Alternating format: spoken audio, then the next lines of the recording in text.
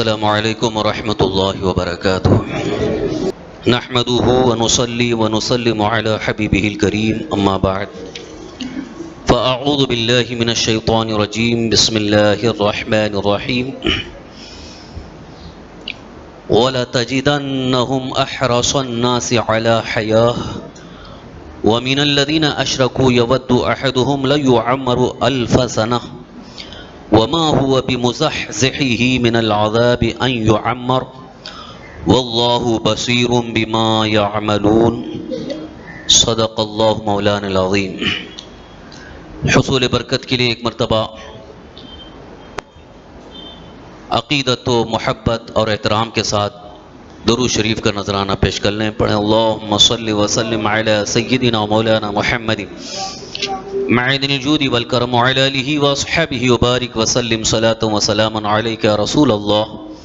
صلاۃ و سلام علیک یا حبیب اللہ۔ قرآن کریم کی سورہ بقرہ کی آپ تفسیر سماعت فرما رہے ہیں۔ ابھی یہاں پر سورہ بقرہ کی جو آیت کریمہ میں نے تلاوت کی ہے، اس سے قبل جو تذکرہ تھا مضمون کا خلاصہ عرض کر رہا ہوں تاکہ دونوں آیتوں میں ربط اور تعلق معلوم ہو جائے۔ پچھلی آیت میں یہ ارشاد ہوا تھا قُلْ إِنْ كَانَتْ لَكُمُ الدَّارُ الْآخِرَةُ عِنْدَ اللَّهِ خَالِصَةً مِنْ دُونِ النَّاسِ فَتَمَنَّوُا الْمَوْتَ إِنْ كُنْتُمْ صَادِقِينَ۔ یہودیوں سے ایک بات کہی گئی تھی کہ اگر تم اپنے دعوے میں سچے ہو کہ جنت کے ٹھیکیدار ہم ہیں، جنت میں ہم ہی جائیں گے، جنت میں ہم اور ہمارے آبا و اجداد ہی رہیں گے، باقی کوئی نہیں جائیں گے، اگر اس دعوے میں تم سچے ہو تو ذرا موت کی تمنا کر کے دکھاؤ۔ ان سے کہا گیا موت کی تمنا کرو۔ لیکن یہاں رک کر کے ایک مسئلہ بتا دیتا ہوں تاکہ یہ بھی آپ کی معلومات میں رہے۔ موت کی تمنا کرنا یہ درست نہیں ہے۔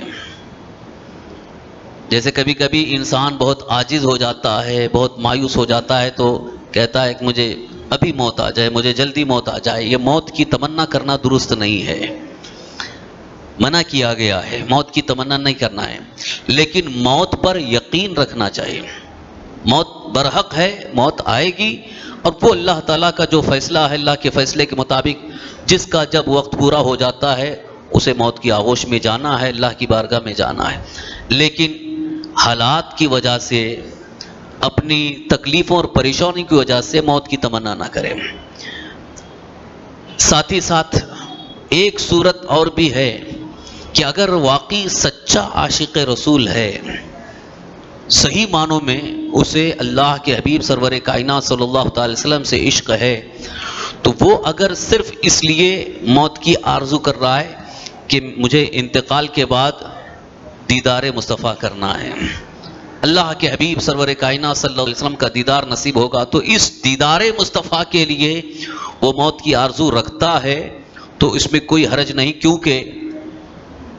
یہ روایت بھی ہے الموت جسر یوصل الحبیب الی الحبیب، موت ایک پل ہے جو عاشق کو معشوق تک پہنچا دیتا ہے، کہ جب ادھر سے ہم کو ادھر پہنچنا ہے، بیچ میں پل ہے، برج ہے، تو برج سے ہو کر کے ہی جانا ہے۔ تو اسی طرح سے زندگی میں ایک طرح سے جو دیدار نہیں ہو سکتا ہے، موت کے بعد جو دیدار ہوگا وہ ایک بڑا ہی اس کی الگ کیفیت ہوتی ہے، اس کی لذت ہی کچھ اور ہے۔ اسی لیے تو بڑے بڑے عشاق جو ہے وہ جب موت قریب آتی ہے تو وہ خوشی سے مچلتے ہیں، ان کے چہرے پہ خوشی ہوتی ہے، اس لیے کہ موت سے ہمیں گھبراہٹ نہیں، کیوں؟ اب ادھر جیسے ہی موت ہوگی ادھر دیدار مصطفیٰ ہوگا،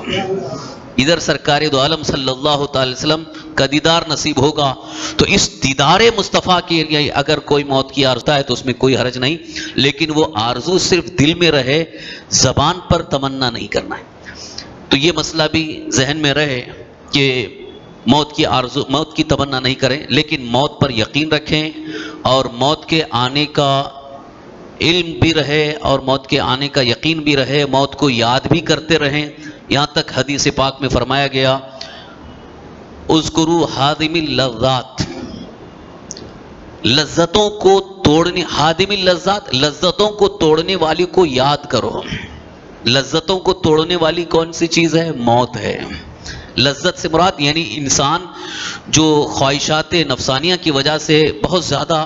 بھٹک رہا ہے، کبھی ادھر گناہ کی طرف، کبھی ادھر گناہ کی طرف، کبھی برائی کی طرف، اس کا ذہن، اس کا دل اگر گناہوں اور برائیوں کی طرف زیادہ جا رہا ہے تو رسول پاک صلی اللہ علیہ وسلم ارشاد فرماتے ہیں اسے موت کو یاد کرنا چاہیے۔ موت یاد کر لیتا ہے تو ساری خواہشات بھول جاتا ہے، بری خواہشات خود بخود ختم ہو جاتی ہیں۔ اس لیے بھی قبروں کی زیارت کا حکم دیا گیا کہ رسول کائنات صلی اللہ علیہ وسلم نے ارشاد فرمایا کنت نہیتکم عن زیارت القبور الا فزوروها فإنها تذکر الآخرہ، قبروں کی زیارت سے میں نے پہلے منع کیا تھا، اب تمہیں اجازت دیتا ہوں زیارت کرو، اس لیے کہ زیارت قبور آخرت کی یاد دلاتے ہیں۔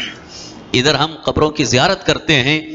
اپنے قریبی، اپنے اقربا کے لیے، یا دوسرے مومنین کی قبروں کے پاس جاتے ہیں تو ہمیں یاد آتا ہے کہ ایک دن ہمیں بھی آنا ہے، ایک دن ہمیں بھی موت کے آغوش میں جانا ہے، کوئی ہمیشہ زندہ نہیں رہے گا۔ تو موت کو یاد کرنے اور موت کو یاد رکھنے کا حکم دیا گیا تاکہ انسان اپنے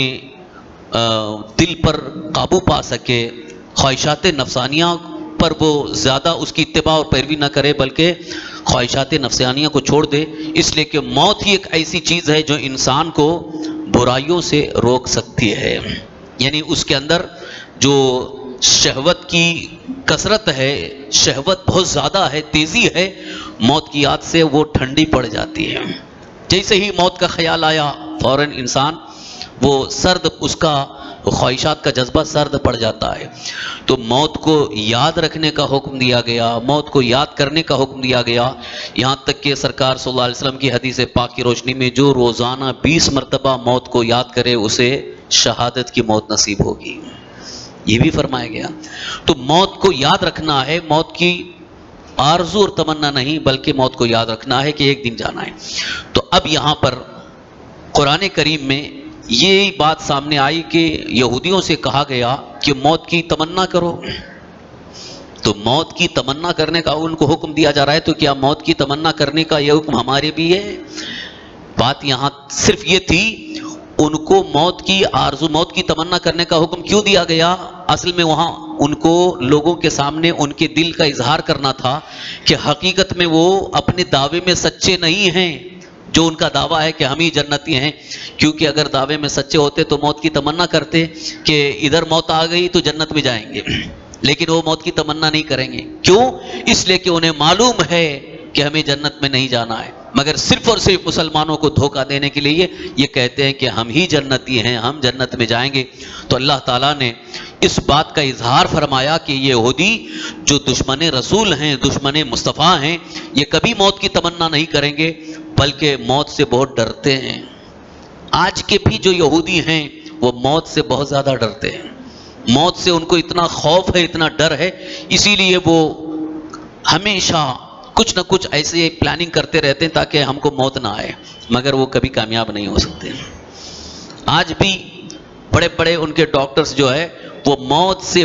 بچانے کے لیے بڑی کوششیں کر رہے ہیں کہ کس طرح سے ہم موت کو روک سکیں، لیکن کبھی کامیاب نہیں ہو سکے۔ اسی لیے قرآن پاک میں سورہ واقعہ میں اس کی طرف اشارہ دیا گیا ہے کہ جب موت آ جاتی ہے، یعنی موت جب قریب آتی ہے، روح نکلنے کا وقت ہوتا ہے، تو تم اپنے اس قریبی کے سامنے کھڑے رہتے ہو تو کیا تم موت کو روک سکتے ہو؟ قرآن میں فرمایا گیا موت کو روک سکتے ہو؟ جیسے اگر کسی کے بہت قریبی ہیں، جیسے والد ہیں، اور انتقال کا وقت قریب آ گیا اور ہم کھڑے ہیں، لیکن ہم چاہتے ہوئے بھی روک نہیں سکتے۔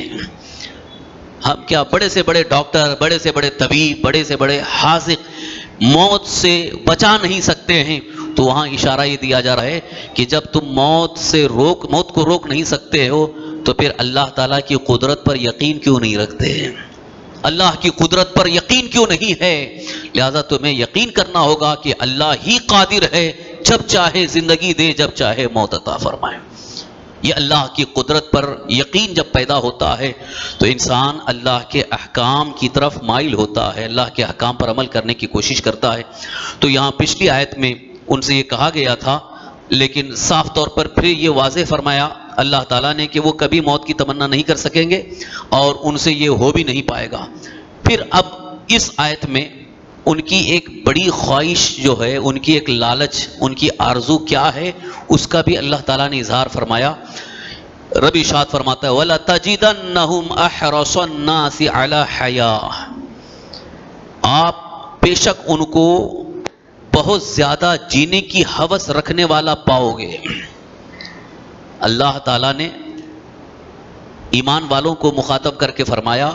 خاص طور پر حضور صلی اللہ علیہ وسلم کے لیے خطاب ہے اور یہودیوں کے بارے میں، لیکن یہاں ایمان والوں کو تنبیہ کے، ایمان والوں کو اس بات پر آگاہ کیا جا رہا ہے کہ آپ دیکھو گے کہ وہ یہودی، ان کے اندر سب سے زیادہ حرص، ہوس کس چیز کی ہوگی؟ حیات، یعنی لمبی زندگی جینے کی ان کے اندر ہوس ہوگی، لمبی عمر مل جائے، لمبی زندگی مل جائے، اس لیے وہ موت سے ڈرتے ہیں۔ پچھلی آیت میں کیا تھا کہ وہ موت کی تمنا نہیں کر سکیں گے، موت کی آرزو نہیں کر سکیں گے، کیوں؟ اس کی وجہ یہاں پر بیان کی جا رہی ہے۔ اس کی وجہ یہ ہے کہ ان کو لمبی زندگی جینے کی خواہش ہے، آرزو ہے، حرص ہے، اسی لیے وہ کبھی موت کی آرزو نہیں کر سکتے ہیں۔ اب لمبی زندگی کی آرزو کر سکتے ہیں کہ نہیں، یہ بھی ایک سوال پیدا ہوا۔ تو جب یہودیوں کی ایک خواہش، یہودیوں کی آرزو اور ان کی حرص اللہ تعالیٰ نے بیان فرمائی وَلَتَجِدَنَّهُمْ أَحْرَصَ النَّاسِ عَلَى حَيَاةٍ، بے شک تم ضرور انہیں پاؤ گے کہ سب لوگوں سے زیادہ جینے کی ہوس رکھتے ہیں۔ وَمِنَ الَّذِينَ أَشْرَكُوا، اور مشرکوں سے بھی، يَوَدُّ أَحَدُهُمْ لَوْ يُعَمَّرُ أَلْفَ سَنَةٍ، ان میں سے کوئی ایک، یعنی ہر ایک یہ خواہش رکھتا ہے، یہ چاہتا ہے، یہ تمنا کرتا ہے کہ کہیں اسے 1000 سال جینے کا موقع مل جائے۔ لو یعمر الف سنہ، 1000 سال زندگی مل جائے۔ یعنی چاہے مشرکین ہوں، یہودی ہوں، وہ اس بات کی آرزو رکھتے ہیں کہ ان کو 1000 سال بھی زندہ رہنے کا موقع مل جائے، زندگی مل جائے، لیکن یہ ہوس، یہ آرزو کبھی پوری نہیں ہو سکتی، چاہے کتنا بھی بڑا طاقتور ہو،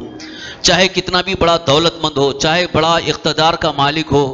لیکن اگر وہ یہ آرزو رکھتا ہے کہ مجھے 1000 سال زندگی مل جائے، یہ ممکن نہیں ہے۔ وہ تو اللہ تعالیٰ کے فیصلے پر ہے۔ عام طور پر دیکھا گیا زیادہ زیادہ 60 سال، 70 سال، 80 سال، بہت ہو گئے تو 100 پار کرنا آج کے دور میں بہت ہی مشکل ہے۔ تو 1000 سال کی آرزو رکھتے ہیں تو یہ آرزو لغو ہے، بیکار ہے، کوئی فائدہ مند نہیں ہے۔ لہٰذا یہاں پر ان کا یہ معاملہ ظاہر ہو گیا کہ 1000 سال جینے کی ہوس رکھتے ہیں تو پھر جنت کے حقدار کیسے ہیں؟ اگر واقعی تم جنت کے حقدار ہوتے تو تمہارے دل میں یہ ہونا چاہیے اللہ تعالیٰ جو فیصلہ فرمائے ہم اس کو مانیں گے۔ یہ آرزو ہونا چاہیے کہ اللہ تعالیٰ جتنی زندگی ہمیں عطا فرمائے اس کی رضا کے مطابق ہم جی کر کے دنیا سے چلے جائیں گے، لیکن ان کی یہ آرزو نہیں ہوتی ہے۔ اب یہاں سے حیات اور موت، ان دونوں کے متعلق ایک خاص بات عرض کرنا چاہوں گا کہ اس بات کو اچھی طرح سے اپنے ذہن میں رکھیں کہ حیات کا مطلب ہے زندگی،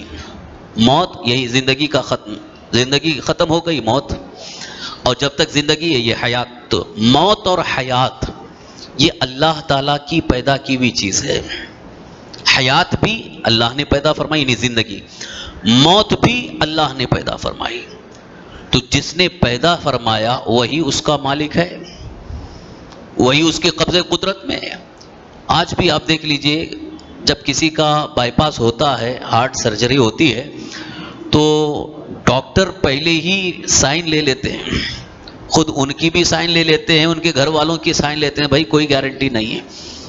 وجہ کیا ہے کہ ہمارے جسمانی نظام میں، نظام زندگی میں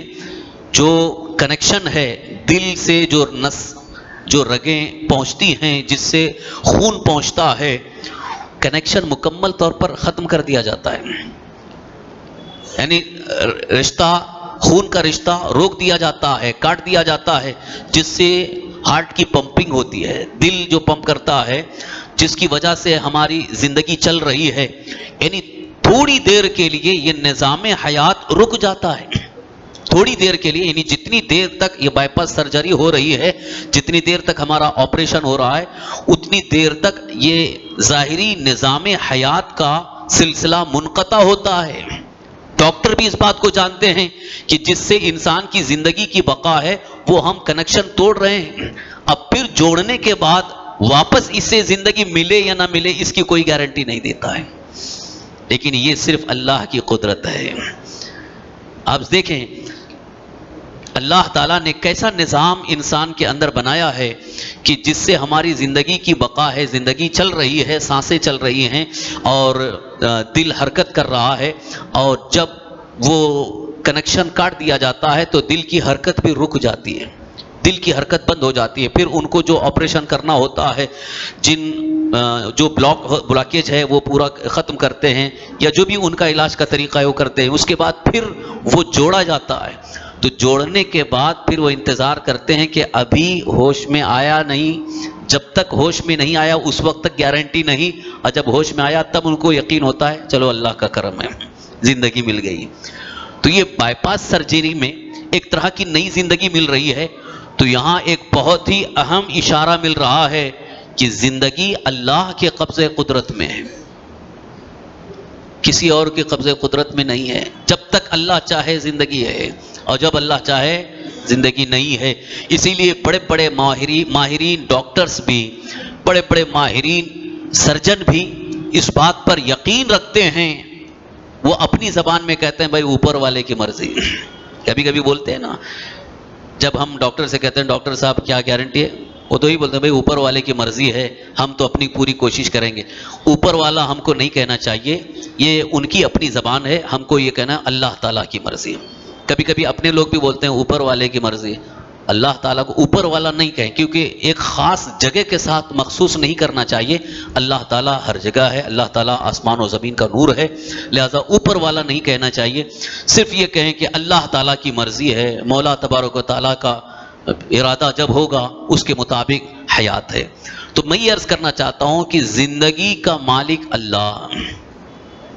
زندگی کا مالک اللہ تعالیٰ ہے۔ تو جب ہماری زندگی اللہ کے قبضہ قدرت میں ہے تو پھر ہم اپنی زندگی جو اللہ کی طرف سے ملی ہوئی ہے اس کو اسی مرضی کے خلاف جینا کیوں پسند کریں گے؟ ارادہ تو یہ ہونا چاہیے کہ جب اس کے ہاتھ میں ہے، اس کے دست قدرت میں ہے، تو پھر اس کے مطابق ہماری زندگی گزرنی چاہیے، یہ نہیں کہ ہم جیسا چاہیں ویسے ہو، بلکہ اس کی مرضی کے مطابق۔ یہی اصل انسان کی ترقی کا راز ہے کہ جب ایک انسان اپنے رب کی مرضی کے مطابق جینے کا عزم کر لیتا ہے، عہد کر لیتا ہے، تو پھر اللہ تعالیٰ اسے اپنا بنا لیتا ہے، اور پھر اس کے ہو جاؤ تو پھر زندگی میں لطف ہی کچھ اور ہے، زندگی کا مزہ ہی کچھ اور ہے، حیات کی لذت کچھ اور ہے۔ اور جب تک اس کے نہیں ہیں، اس کے نہیں مطلب یعنی ہم نے اس کے مطابق، اس کی مرضی کے مطابق جینے کا عزم نہیں کیا ہے، اس وقت تک زندگی کا کوئی مزہ نہیں ہے، زندگی کی کوئی لذت نہیں ہے۔ یہ دنیاوی ساری چیزیں وقتی طور پر ہمیں لذت دے رہی ہیں، چاہے مال ہو، دولت ہو اور عیش و آرام کے سامان ہو، یہ ساری چیزیں ہمارے لیے وقتی طور پر لذت ہیں، وقتی طور پر اچھی لگتی ہیں، لیکن حقیقت میں زندگی کی لذت اس وقت تک نہیں مل سکتی ہے جب تک کہ ہم اللہ کے نہ ہو جائیں۔ جب اللہ کے ہو جائیں تو اس وقت زندگی کی لذت ہی کچھ اور ہوگی۔ اسی لیے حضرت ابراہیم بن ادھم رحمۃ اللہ تعالی علیہ نے جب تخت و تاج کو ٹھوکر مار دیا، بادشاہت کو چھوڑ دیا اور گدڑی پہن کر کے جنگل میں نکل گئے، تو کچھ لوگوں نے جب آپ سے کہا کہ بادشاہت چھوڑ کر کے، تخت و تاج کو چھوڑ کر کے آپ یہ غربت فقر کی زندگی اختیار کر لیے، ان کا یہی جواب تھا، اس زندگی میں جو مزہ ہے وہ اس زندگی میں نہیں تھا، اس زندگی میں جو مزہ ہے اس زندگی میں نہیں تھا۔ اللہ والوں کو جب پتا چلتا ہے کہ اصل زندگی وہی ہے تو یقیناً اللہ تبارک تعالیٰ کی طرف سے ان کے لیے جو نوازشات ہیں، وہ انعامات ہیں، وہ وہی جانتے ہیں۔ تو میں یہ عرض کرنا چاہتا ہوں، حیات اللہ کے قبضے قدرت میں ہے، زندگی اللہ کے قبضے قدرت میں ہے، تو ہمیں کوشش یہ کرنا ہے کہ جب زندگی کا مالک وہی ہے، ہماری زندگی اسی کے فضل و کرم، اسی کے رحم و کرم اور اسی کے قبض و اختیار میں ہے، تو پھر جتنی زندگی اس نے عطا فرمائی وہ اس کی مرضی کے مطابق گزرے۔ یہ میں اس لیے عرض کر رہا ہوں کہ آج کل ہمارا مزاج بن رہا ہے، خاص طور پر ہمارے نوجوانوں کا مزاج کیا بن رہا ہے کہ ہم آزاد ہو کر کے زندگی گزارنا چاہتے ہیں، بالکل ہی انڈیپینڈنس، آزاد زندگی، ہم کو کسی کی روک ٹوک نہ ہو، یہ مت کرو وہ مت کرو، وہاں مت جاؤ یہاں مت جاؤ، یہ ہم کو مت بولو، ہمارے دل میں جو آئے وہ کریں گے، چاہے عیاشیاں کرنا پڑے، چاہے شراب پینا پڑے، چاہے جوا کھیلنا پڑے، چاہے وہ عیش پرستی میں حرام کاری کرنا پڑے، وہ سب کر لینا چاہتے ہیں، اس لیے کہ ان کی دلی خواہش ہے۔ مگر میں ان سے عرض کرنا چاہتا ہوں، یہ سب کچھ کرنے کے بعد بھی اینڈ کیا ہے، آخری کیا ہے، لاسٹ کیا ہے؟ پھر یہی کہو گے واقعی اب تو سب کچھ کر لیا، اب تو جانا اسی کی بارگاہ، کیونکہ جب موت آنے کا وقت ہوتا ہے تب احساس ہوتا ہے ارے اب تک تو ہم بھول بھلیا میں تھے، ہمیں تو اس کے مطابق زندگی گزارنا چاہیے تھا۔ اور جب موت کا وقت قریب آتا ہے اس وقت بندہ توبہ کرنے لگتا ہے تو وہ اس کے لیے زیادہ فائدہ مند نہیں ہے۔ اسی لیے آج کی اس زندگی میں ہم اللہ تبارک تعالیٰ کو یاد کر کے اس کی رضا کے مطابق زندگی گزارنے کی کوشش کریں تو ہمیں زندگی کا لطف بھی ملے گا، اور جب موت کا وقت قریب آئے گا تو انشاءاللہ اللہ ہمیں محتاج نہیں رکھے گا، بلکہ بڑے ہی آسانی کے ساتھ ہماری آخری زندگی گزرے گی۔ اور جو لوگ جوانی میں اللہ کی مرضی کے خلاف زندگی گزارتے ہیں تو پھر لاسٹ میں زندگی کے آخری ایام میں انہیں بڑی تکلیفیں آتی ہیں، بہت پریشانیاں آتی ہیں، وہ جھیلنا ان کے لیے بہت مشکل ہوتا ہے، اسی لیے وہ لوگ موت کی تمنا کرتے ہیں کہ کاش مجھے موت آ جاتی تو اچھا ہوتا، یہ وقت دیکھنا نہ پڑتا۔ یہ سب کیوں کہتے ہیں؟ اس لیے کہ جوانی خراب گزرتی۔ تو اس لیے اگر جوانی ہمارے اللہ کے احکام پر عمل کرنے میں، سیرت مصطفیٰ پر عمل کرنے میں گزر جائے تو پھر بعد کی زندگی ہماری حق میں بہت بہتر ہوتی ہے۔ تو یہاں موت و حیات کو خاص طور پر ذکر کر کے یہودیوں کے انداز زندگی کو اور ان کے طرز فکر کو بیان فرما کر اللہ تبارک تعالیٰ نے ایک اہم پیغام عطا فرمایا، واللہ بصیر بما یعملون، اللہ تعالیٰ کو ان کے عمل کی خبر ہے، اللہ تعالیٰ ان کے عمل دیکھ رہا ہے، سب کے عمل دیکھ رہا ہے، ہم کیا کر رہے ہیں، کہاں جا رہے ہیں، کیسی حرکتیں کر رہے ہیں، اللہ تعالیٰ دیکھ رہا ہے۔ کاش یہ بھی ہمارے ذہن میں بات بیٹھ جائے، واللہ بصیر بما یعملون، اللہ تعالیٰ دیکھ رہا ہے ان تمام چیزوں کو جو ہم کر رہے ہیں، تو پھر کبھی بھی غلط کاموں کی طرف ہمارا رجحان نہیں ہوگا، گناہوں کی طرف ہمارا ذہن نہیں جائے گا، بلکہ یہی سوچیں گے کہ اس کی رضا کے مطابق ہمیں گناہوں سے بچنا ہے۔ خاص طور پر اللہ کی نافرمانی اور اللہ کی ناراضگی سے بچنے کی کوشش کرنا، یہ ہمارے لیے بہت بڑی کامیابی کا راز ہے، اور زندگی کا لطف اور زندگی کا سکون، زندگی کی ترقی اسی میں ہے کہ اللہ تعالیٰ ناراض نہ ہو، اللہ کو ناراض کرنے کی کوشش نہ کریں۔ تو یہودیوں کی فکر کو یہاں بیان کرنے کا مقصد کیا ہے؟ یہ نہیں بتانا ہے کہ وہ ان کی خواہش بڑی اچھی ہے، ان کی خواہش لغو ہے، بیکار ہے، 1000 سال جینے کی خواہش کر رہے ہیں، مگر کس چیز میں؟ اللہ کی نافرمانی میں، ایمان نہ لا کر گناہوں میں، عیاشیوں میں 1000 سال جینا چاہتے ہیں، لیکن 1000 سال کی زندگی تو ویسے تو ان کو ملنی ہی نہیں ہے، مگر ملی بھی تو ان کے حق میں وہ بہتر نہیں ہے، اس لیے کہ جس کی زندگی جتنی لمبی ہو رہی ہے اور گناہوں میں گزر رہی ہے، اتنی ہی لمبی سزا بھی اسے بھگتنی ہوگی، اتنا ہی لمبا عذاب بھی اس کے لیے ہوگا۔ اسی لیے یہ احادیث کریمہ میں آیا ہے، سرکار دو عالم صلی اللہ علیہ وسلم ارشاد فرماتے ہیں، اگر لمبی عمر یا عمر میں برکت کی دعا بھی اگر کر رہے ہو تو ساتھ ساتھ میں یہ دعا کرنا کہ اللہ عمر دراز بالخیر عطا فرما، یعنی ہماری اگر لمبی عمر ہمیں مل رہی ہے تو نیکیوں میں، اللہ کی عبادت میں اور اللہ کی رضا کے کام کرنے میں زندگی گزرے تو لمبی عمر بہتر ہے، لیکن اگر گناہوں میں لمبی عمر گزر رہی ہے تو یہ لمبی عمر ہمارے حق میں بہتر نہیں ہے۔ یہ بھی یاد رکھیے، کافروں کو، گنہگاروں کو، حرام کام کرنے والوں کو اگر لمبی عمر مل رہی ہے تو آپ اس پر یہ مت سمجھنا کہ ان کو کچھ بھی نہیں ہو رہا ہے، وہاں لمبی عمر جو دی جا رہی ہے، لمبی سزا بھی ملنے والی ہے،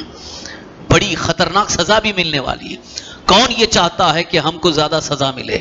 ہم تو کبھی نہیں چاہتے، ایمان والے کبھی نہیں چاہتے کہ ہم کو سزا ملے۔ اسی لیے ایمان والے کی کیفیت یہ ہے، ادھر گناہ ہوا تو فوراً توبہ کر لیتا ہے، اللہ مجھے معاف فرما دے۔ گناہ ہو گیا ہے، نافرمانی ہو گئی، غلطی ہو گئی، تو بندہ مومن فوراً توبہ استغفار کر لیتا ہے، کہیں اس کی سزا نہ بھگتنی پڑے۔ مجھے حیرت ہوتی ہے ان لوگوں پہ کہ دنیا کے سزا کا اتنا ڈر، اتنا خوف ہے، پولیس کی لاٹھی کا خوف ہے، پولیس کے ڈنڈے کا خوف ہے، جیل میں جانے کا خوف ہے، اس لیے بچنے کی کوشش کرتے ہیں، مگر یہ سزا کچھ بھی نہیں ہے۔ آخرت کی جو سزا ہوگی، قیامت میں جو سزا ہوگی، اللہ کی طرف سے جو سزا اور عذاب ہے، وہ بڑا ہی خطرناک عذاب ہے، بہت ہی سنگین عذاب ہے۔ اور قرآن پاک میں جگہ جگہ جگہ یہ عذاب کا ذکر فرما کر اللہ تعالیٰ نے ارشاد فرمایا، بئس المصیر، بہت ہی بری پلٹنے کی جگہ ہے، یعنی جو دنیا سے پلٹ کر کے جائیں گے بہت ہی خطرناک جگہ ہے، جہنم، عذاب، یہ سب۔ تو اس لیے لمبی عمر کی اگر تمنا ہے، آرزو ہے، تو صرف یہ نیت رکھیں کہ اللہ مجھے نیکیوں کے ساتھ ایمان کی حالت میں لمبی عمر عطا فرما، گناہوں کے ساتھ نہیں ہے۔ اور اگر گناہوں کے ساتھ، اللہ کی نافرمانی کے ساتھ لمبی عمر ملتی ہے تو اتنی سزا بھی بڑی کڑی ہوگی۔ یہ بھی شاید آپ نے دیکھا ہوگا، یہ شاید اکثر لوگوں کو تجربہ بھی ہوگا کہ جتنی عیش پرستی میں زندگی گزرتی ہے، یا تو کبھی کبھی زندگی میں ہی اس کو اتنی تکلیفیں بھی جھیلنا پڑتا ہے، یا کہ اگر زندگی میں شروعات میں بہت تکلیفیں جھیلی ہیں تو اسی کے مطابق اللہ تعالیٰ اسے راحت اور آرام بھی عطا فرماتا ہے۔ لیکن کبھی ایسا ہوتا ہے کہ کسی نے بہت تکلیفیں جھیلی زندگی میں،